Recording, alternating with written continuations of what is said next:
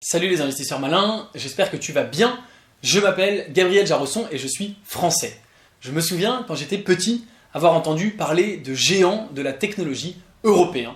Nous avions dans les smartphones un constructeur français qui s'appelle Alcatel. Il y avait bien sûr les Nokia qui nous venaient de Finlande, les téléphones Siemens qui sont allemands et les téléphones Ericsson qui étaient suédois. Beaucoup de personnes possédaient un téléviseur Philips qui était hollandais et plein d'autres marques européennes. Mais aujourd'hui, nous sommes en 2019 et la plupart de ces sociétés ont disparu.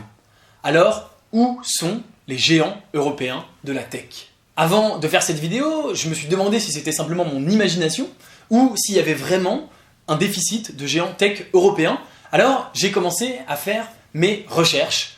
Pour simplifier mes recherches, je me suis limité aux produits de grande consommation, les produits auxquels toi et moi, on pouvait être confrontés dans notre quotidien en tant que consommateur. Par exemple, j'ai inclus les smartphones et les moteurs de recherche qu'on utilise toi et moi tous les jours, et j'ai exclu les outils d'automatisation industrielle ou les logiciels de comptabilité pour les entreprises. Je vais te présenter ce que j'ai trouvé et c'est assez intéressant. Bien sûr, avant de commencer, si ce n'est pas déjà fait, je t'invite à cliquer sur le bouton s'abonner juste en dessous de cette vidéo pour t'abonner à la chaîne YouTube Léonis, ne rater aucune de mes vidéos et rejoindre plusieurs milliers d'investisseurs malins. C'est parti!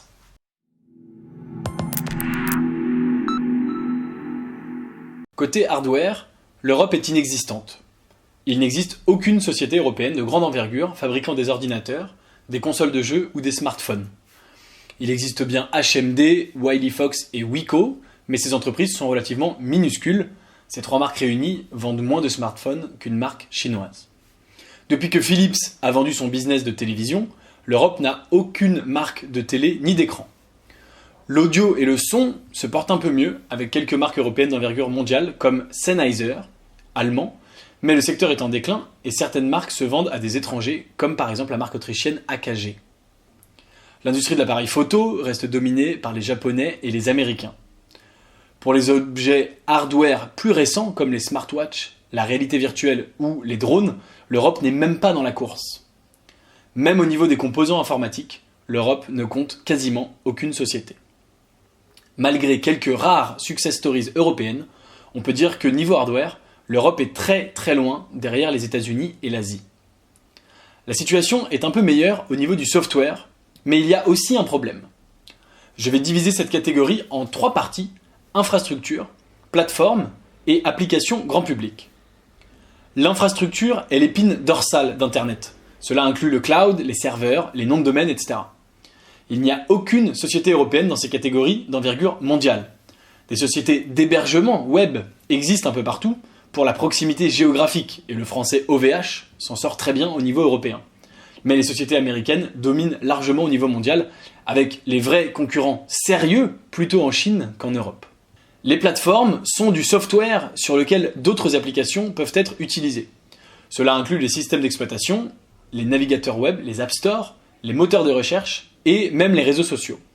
Si tu veux construire une app, tu dois la rendre accessible au travers de ces plateformes. Une fois de plus, les sociétés américaines dominent largement le marché.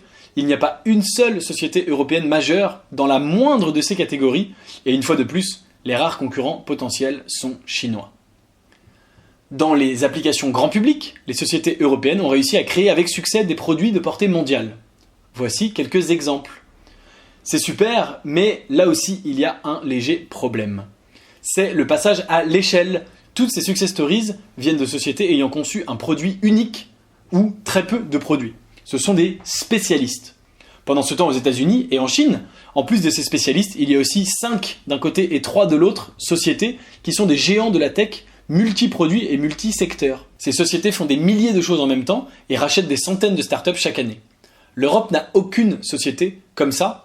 Nous avons beaucoup de petits poissons, mais aucun gros poisson, aucun géant. En résumé, l'Europe est larguée sur l'infrastructure et les plateformes au niveau software, et malgré certains succès dans les applications grand public, nous manquons de géants de la tech. On peut dire que le déficit tech en Europe est réel. Mais alors, pourquoi ce déficit ? Pourquoi les Européens ne créent-ils pas plus de sociétés tech à grande échelle ? Cette décomposition est un élément de réponse. La catégorie application grand public est la seule dans laquelle l'Europe a un petit peu de succès.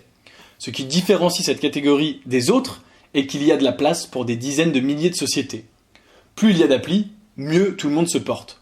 N'importe qui avec une bonne idée peut créer son application depuis sa chambre, qu'il soit en Europe, aux États-Unis, en Asie ou n'importe où.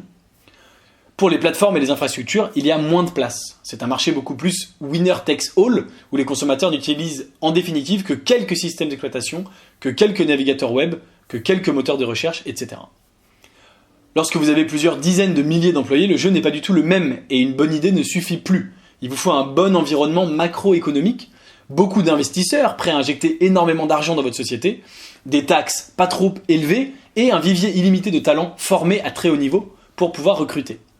Et c'est finalement le centre du problème. L'Europe est en retard sur pratiquement tous ces points. Nous avons beaucoup de talents et beaucoup d'entrepreneurs avec des super idées, prêts à construire des super startups, comme le montre la catégorie application, mais ce n'est pas suffisant pour atteindre la taille d'un Google. Alors, pourquoi ? Eh bien, j'ai isolé 5 raisons qui font que l'Europe n'est pas assez compétitive. Il y a la réglementation, le climat d'investissement, la géographie et la démographie, l'attitude des citoyens européens envers la technologie et l'absence d'écosystème start-up. Commençons par la réglementation. Même si de nombreux efforts sont faits en ce sens, la réglementation européenne, comparée à celle des États-Unis ou de la Chine, n'est pas idéale pour une start-up. Les impôts sont relativement élevés, ce qui en soi est un désavantage. Les lois encadrant le travail sont extrêmement strictes et protègent les salariés au détriment de la souplesse pour les start-up et découragent beaucoup de patrons d'embaucher à défaut de pouvoir licencier les salariés par la suite facilement.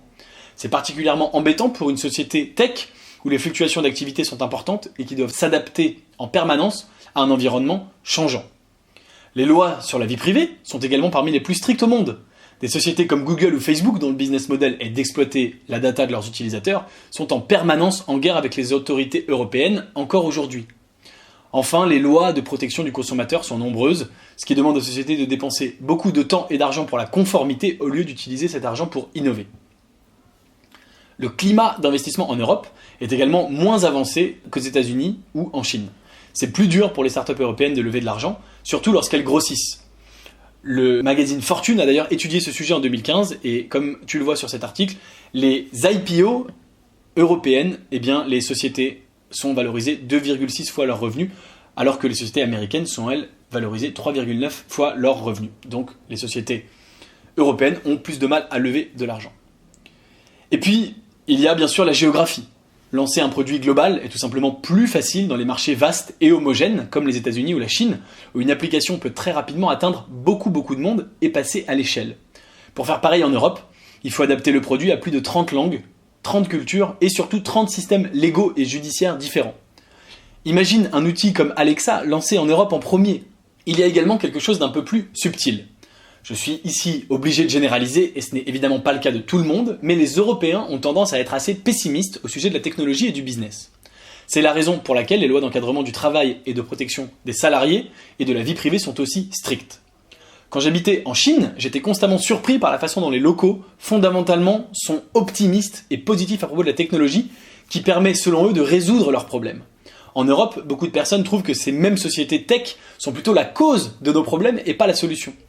Cette attitude rend l'adoption des nouvelles technologies beaucoup plus lente en Europe qu'ailleurs. Il suffit de voir les usages dans le monde concernant le paiement en magasin et le retard que l'Europe a accumulé à ce sujet. La dernière raison est le manque d'un écosystème fort de start-up. Un écosystème riche en innovation et en créativité, comme la Silicon Valley aux États-Unis ou Shenzhen en Chine, crée un cercle vertueux qui amène à son tour plus d'innovation et plus de start-up. L'Europe étant très décentralisée, nous n'avons pas de hub au niveau européen de la taille de la Silicon Valley, même si bien sûr il y a des petits hubs au niveau des pays. C'est le problème de la poule et de l'œuf. Plus de tech dans les écosystèmes crée toujours plus de tech aux États-Unis et en Chine, et moins de tech en Europe crée moins de tech. Je pense que ces 5 raisons combinées expliquent pourquoi nous n'avons pas de géants de la tech en Europe. C'est tout simplement plus difficile de les financer, plus difficile d'embaucher et de licencier des talents, et plus difficile de passer à une large échelle de population.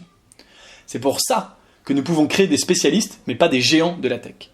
Au-delà de tout ça, le manque de géants de la tech européens a un effet secondaire très important. Les nouveautés développées par les spécialistes finissent souvent par être rachetées par les géants. Ça s'appelle un exit, et la plupart des fondateurs, des entrepreneurs et des investisseurs adorent ça, car cela leur permet de gagner de l'argent, beaucoup d'argent. Le problème, c'est que comme l'Europe n'a aucun géant, la plupart des exits européens se font vers des géants non européens. Les exits de l'Europe constituent une fuite des cerveaux. Et ceci pourra être ma conclusion. Les startups tech européennes ont du mal à grossir et quand elles y arrivent, elles se font racheter par des géants étrangers. Alors je sais que tout ça peut paraître déprimant, mais rassure-toi, il y a aussi une autre façon de voir les choses. Ce qui n'est pas bon pour les startups peut être bon pour nous, les Européens. Et de fait, il y a beaucoup de bénéfices au fait d'être européen. En général, les Européens ont plus de vacances. Les Français sont évidemment champions du monde, toutes catégories, avec nos 5 semaines, alors qu'aux États-Unis c'est 2 semaines par an et en Chine 1 semaine par an. L'Europe est également un continent où il y a beaucoup moins d'inégalités. Il y a le chômage en France et des aides aux sans-emploi. Dans les autres pays, ça n'existe pas bien sûr, en Chine et aux États-Unis. Nous avons également la sécurité sociale et l'accès aux soins gratuits. Une éducation de très bonne qualité et à nouveau gratuite, et je pense à nouveau bien sûr aux États-Unis où ils ont des très très gros problèmes d'éducation. Nous avons également des très bons transports publics, une meilleure protection de la vie privée et nous protégeons beaucoup mieux l'environnement et bien sûr je me tourne notamment vers la Chine qui est un très gros pollueur même s'ils font beaucoup d'efforts pour que ça change. Je te laisse juger si cela vaut la peine ou pas d'avoir des géants de la tech en Europe. Dans tous les cas, voici le compromis que nous avons choisi de faire. Voilà, c'est terminé pour cette vidéo. Maintenant, j'aimerais avoir ton avis. Pourquoi, à ton avis, l'Europe n'a plus de géants de la tech? Est-ce que j'ai oublié des éléments? Est-ce qu'il y a des éléments à rajouter? N'hésite pas à me donner ton avis en commentaire. Je suis absolument ravi de discuter de ça avec toi. Si cette vidéo t'a plu, et je te remercie de l'avoir regardée jusqu'au bout, eh bien je t'invite à l'aimer, à la partager à quelqu'un que ça peut intéresser. Et évidemment, si tu n'es pas abonné à la chaîne YouTube Léonis, eh bien c'est, je pense, le moment de le faire. Moi, je te dis à très bientôt pour une prochaine vidéo.